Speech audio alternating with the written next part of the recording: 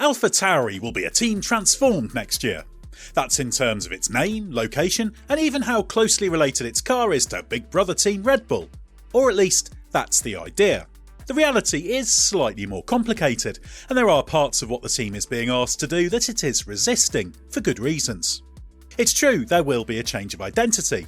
That's not yet been officially decided, although clothing brand Hugo Boss and sportswear giant Adidas have been linked with a naming deal. There is also a design hub being established on the Red Bull Racing campus in Milton Keynes in the UK.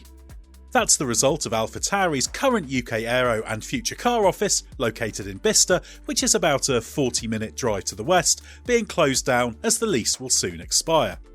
As Technical Director Jody Egginton says, that has not yet led to more personnel working in the UK. However, he does indicate there is room for expansion. That current Bicester facility was created around AlphaTauri's 50% scale wind tunnel, which it no longer uses for F1 development. Since 2021, it has shared Red Bull's 60% wind tunnel in Bedford. While there will be more personnel moved to the UK once that new facility in Milton Keynes is up and running, the race team itself and the production facilities will remain in Faenza, just a few miles down the road from Imola. There's also a push for increasing the use of parts produced by Red Bull in the 2024 AlphaTauri. You might remember that this also happened ahead of the 2019 season following the loss of technical director James Key to McLaren. It's known in Red Bull circles as synergy, but AlphaTauri has never pushed that to the maximum permitted by the regulations. That's something Red Bull is now calling for after a review of its second team. The logic is that AlphaTauri's form will be improved by using more of the parts in the dominant car in F1.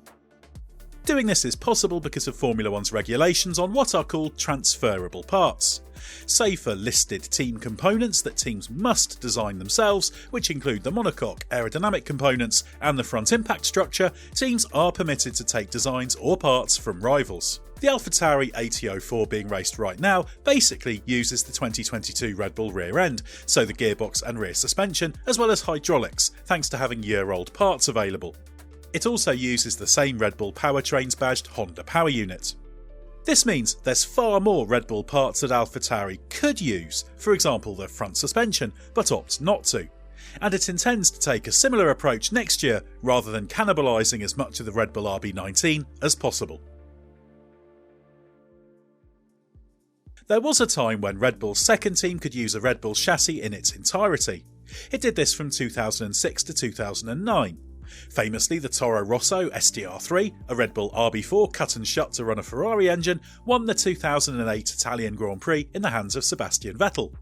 But customer cars were outlawed for 2010, so it had to go it alone. It continued to use Red Bull gearboxes and other parts until the more formalised synergy policy was instigated in 2019. That's partly because under Key, the team had shied away from using too many Red Bull parts with the intention of having more control of its own destiny. Egginton has confirmed that next year the team will take a little more in the way of Red Bull parts than it did in 2023. However, he stressed that the parts AlphaTauri has taken varies from year to year and it will continue to be selective with next year's car. Egginton refers to it as selecting parts from a menu, and while you might assume that it's a question of the more the better given how dominant Red Bull is at the moment, that's not necessarily true. He is more than happy to maximise what the team can do, but there are cost cap implications. That's because what you actually pay for parts taken from another team is accounted for differently in the cost cap spending calculations laid out in the financial regulations. Effectively, you are considered to have spent more because of the notional value calculations than you would had you produced the parts yourselves. This means that your cost cap spending allowance doesn't go as far if you are taking parts from another team. This system exists both to stop the system being gamed by a team charging a pittance for parts, and to reflect the fact that the customer team gains an advantage by not requiring the facilities and people to produce certain parts. The logical question is whether AlphaTauri still has full control in the choice of what to use, or if Red Bull is forcing it to take more parts. So I put that question to Egginton recently, and he gave an emphatic answer. He says that AlphaTauri is being encouraged to maximise what we can do, and he's not taking that to mean maximise the use of parts, but simply to explore every area in doing that to try and improve performance after a couple of difficult seasons.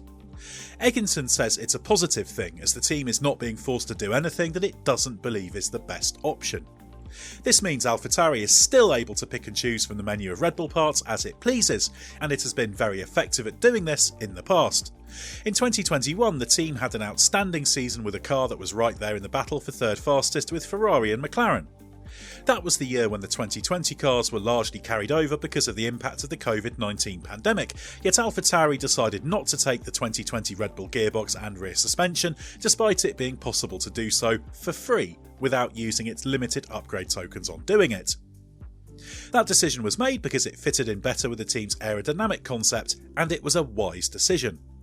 Given AlphaTauri has been told to maximise what is possible, the key question is whether it can push Red Bull Racing to make up-to-date parts available rather than only old components in 2024. That would bring it in line with Haas, which uses the latest Ferrari transferable parts rather than out-of-date ones, as AlphaTauri only had up-to-date parts as a one-off in 2022 because that was the first year of the new technical regulations. I put that to Egginson, and he stopped short of saying it was happening, but acknowledged that it is a matter for discussion.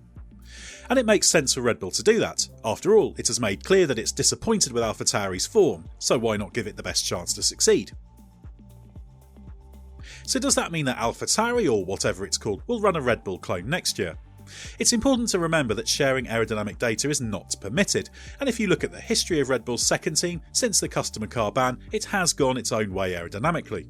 The regulations are very strict on this. Aerodynamic data and design cannot be shared between teams, and while Red Bull and AlphaTauri share the same wind tunnel, the two teams are walled off in that regard.